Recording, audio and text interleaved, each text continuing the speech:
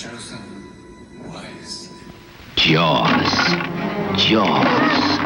Jaws. Jaws is the game where you try to fish out what's in the jaws of the great white shark. I'm going for the camera. Made it. But be careful, because if you remove the wrong piece, the jaws will get you. And you're out. Jaws. It's you against the great white shark and each other from Ideal. So I just got this in the mail. I had it on pre-order with Big Bad Toy Store. NECA put it up on their website. I heard people online or saw some videos that they ordered it and got it within a few days. So I went ahead and did the same and canceled my Big Bad order. And lo and behold, here it is. Now, somebody said they didn't have anything identifying it as the 50th anniversary, but I think that's what that says right there. So yay. And that's a sticker they've added to it. One bad thing already. That's like someone online said that this happened to theirs when it came in the mail. Check yours when you get it.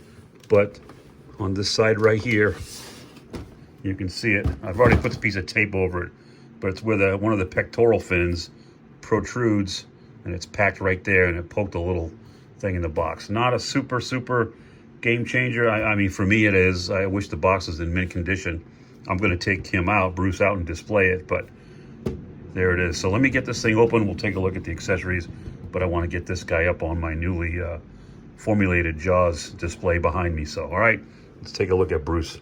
So there is Bruce out of the packaging. He had a couple twisty ties on him. You can see most of his accessories. I'll show you close-ups of those. One thing I did want to mention right out of the gate is I thought it was the pectoral fins protruding, but when in fact it was his dorsal fin came out through the top right there. Luckily it didn't scratch it, any of the paint, so I'm lucky there, but that's what's poking out through that side of the box that I showed you. But let's take a look. I mean, it looks great. We'll say they did a great job. Don't think about a shark's eyes. He's got black eyes, lifeless eyes, like a doll's eyes. When he comes at you, he doesn't seem to be living until he bites you, and those eyes roll over wide. Anyway, look at this. They got the nice two-tone gray on top, white on the bottom. Kind of carries over the paint job. So dorsal fin, pectoral fins, claspers. Our boy is a boy. Yeah, they shrunk it down to scale it for the game, but it's still such a big improvement. And I'm going to pull a Quint figure out of the box in a minute to take a look. Let's get a close-up look. Here's the poster shot. You know, and they had to, if you were skilled enough, you could get some modeling putty and put it there and then paint that off-white, yellowish white kind of color and totally blend that. You don't want, I mean, it's a toy, so what are you going to do? But the sculpt is solid. The teeth are softer plastic. They did a little detail in the mouth. And of course, the idea is you throw all this stuff inside. You take this little hook thingy with the different hooks, hook the items out one at a time. And I guess there's a little pressure plate. Yeah, see? So when you press that, the jaws slam shut. So you either got this or this. You pretty much, I think, have to display them that way, right? So let me set him down. It's cool. It's heavy plastic, and it's set up to display. So I'll show you on the table here. Hold on. The fins are actually, the pectoral fins are actually part of the display. So this is how you play the game. So again, I showed you the little, I'm not sure if there's a name for this. There probably is a nautical term for it. I don't know what it is. Comment below if you do know. Let's just start looking at I'll probably drop several of these. There's a little jug with a cork in it. Maybe it's full of some McQuint's apricot brandy. Who knows? You also get a little lantern. These are all things that he found. I guess he's found these in the ocean and eaten them. Remember at one point, Quinn says, I saw him eat a rocking chair one time. So everything's on the table. Everything's on the menu. I don't know about a big iron anchor, but cool little rusty paint job. Put a little effort in. I like it. This one I have no idea, but that's probably not off the Orca. I don't recall. They did show the wheel, but it was from the front view. It might have been like this, but I doubt he ate that one. Actually, we know he didn't, right? He sank the boat and then he got blowed up. You get a little glove. Maybe this belonged to Ben Gardner. Speaking of Ben Gardner, maybe this is his femur and his skull. I was like, what the happened? The hole's just something to hook onto. Well, you could have used the eyes, I guess, but so maybe these belong to old Ben Gardner. Who knows? Well, his head popped out, right? So again, stand corrected. What do I know?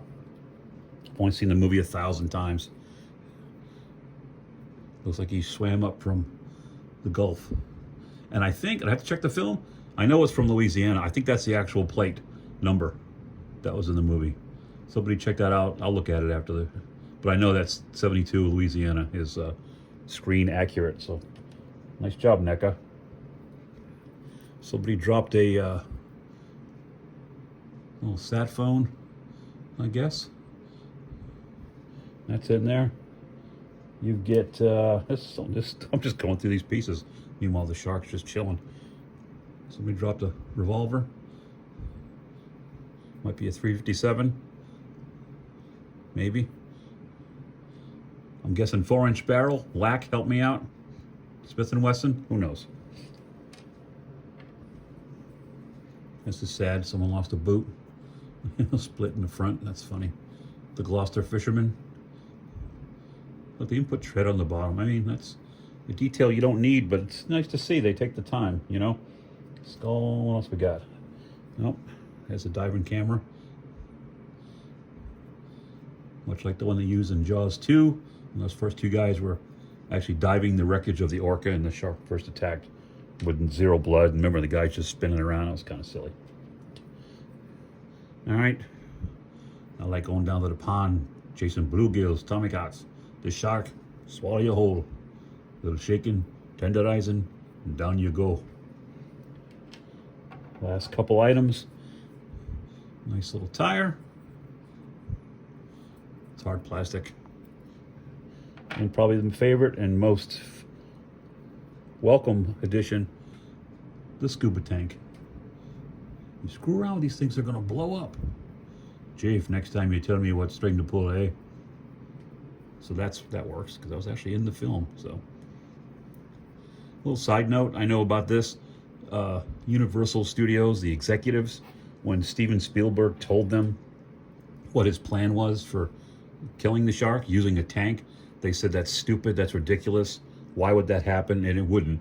But Steven said, look, if I've got them for 107 minutes, I just need them for 2 more. This will work. And sure as hell, we all know, when that first happened, smile, you son of a bitch, blew it up. At 75, I was in the theater opening weekend. The place went nuts. Crazy. Yeah, the first few times I saw it that summer. It was so he worked. He had them. Steven Spielberg made the right call. And that, even though we know that wouldn't have stayed in his mouth for as long as it did. But hey, it did nonetheless.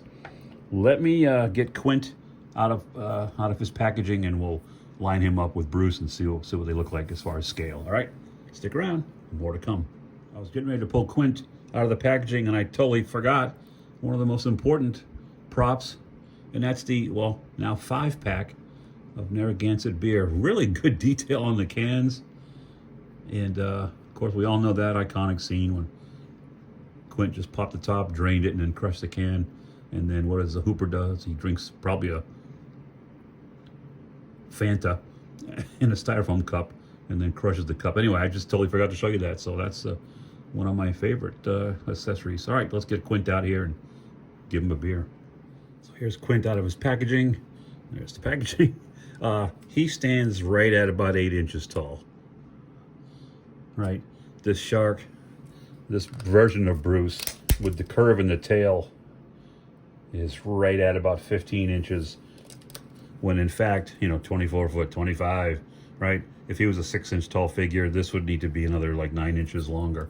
But for the sake of argument, does he fit in there? Nah, I don't know. I don't know if I... Let's find out. Do this live on camera. Huh? I'm taking his hat off. Because he didn't have his hat on. He had his bandana. But that's all right. Okay, come on. There you go. Come on. It fits. I got him to his waist. I mean, for his knees or his feet are hitting the back of the mouth.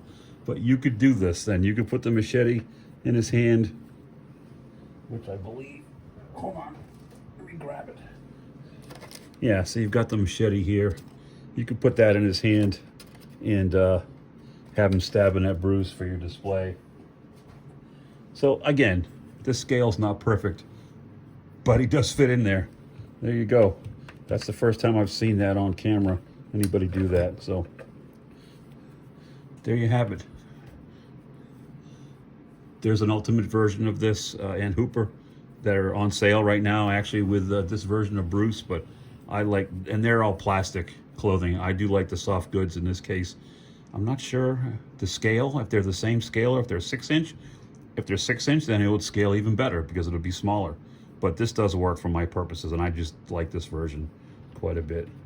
Let me get his hat back on him. So there you have it. From Samuel, Quint, Bruce the Shark. This is Gary from Gary's Grails, reminding you once again, guys, your grails are out there. Go find them. Dun, dun, dun, dun, dun, dun, dun, dun, dun, dun.